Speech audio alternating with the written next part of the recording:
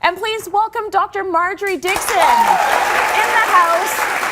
Yeah, I know. She's got Zane here, just 1 month old, and his parents, Natasha and Omar. So this is an incredible story. Marjorie, you are on the map, the world map right now, because you actually used an IVF treatment.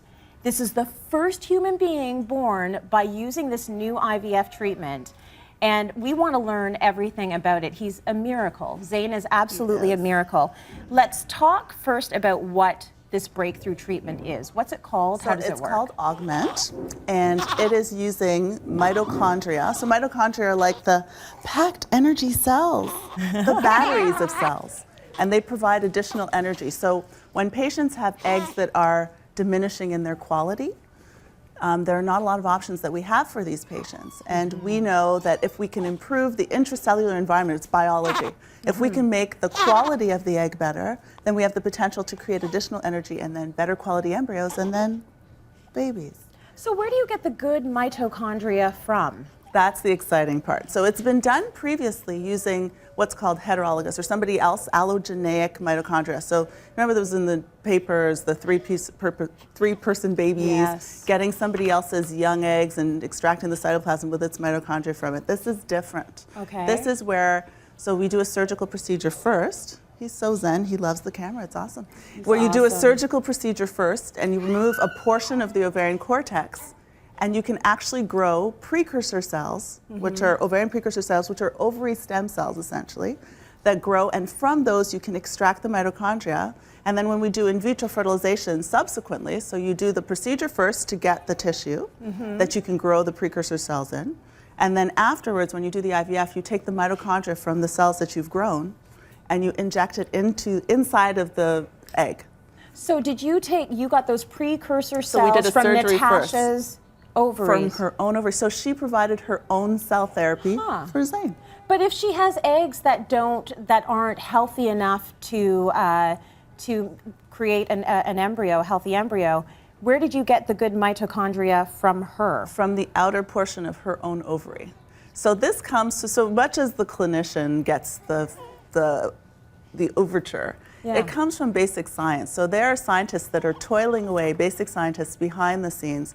So when you're a reproductive endocrinologist, when you work with patients and you do all of the clinical stuff, you have to be very well connected and understanding what the basic science is available behind you and what can be new to be available to your patients. When the first IVF baby in 1978, Louise Brown, came out, people thought, in vitro fertilization, that's crazy. Now 1.5 million babies are born through IVF every year. Right? So now the cytoplasmic transfer of mitochondria we know has been a potential, but we haven't actually seen the possibility until they were able to grow the precursor cells, and that's what Augment is. So you are augmenting your own embryo quality and egg quality. Okay, it's called Augment. Yeah. I want to talk to the parents for a second. Natasha, and Omar, what have you been through before you got this breakthrough fertility treatment? What had you done?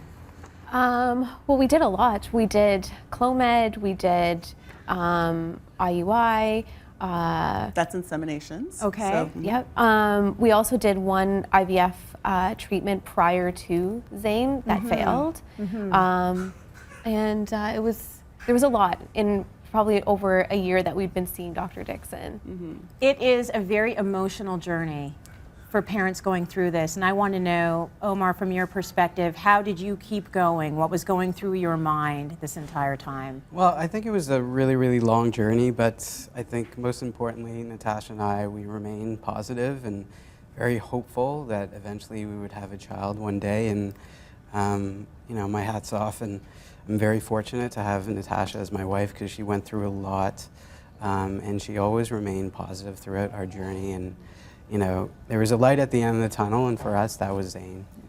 How do you feel right now, Natasha, when you look into those little eyes? Sometimes I still can't believe it.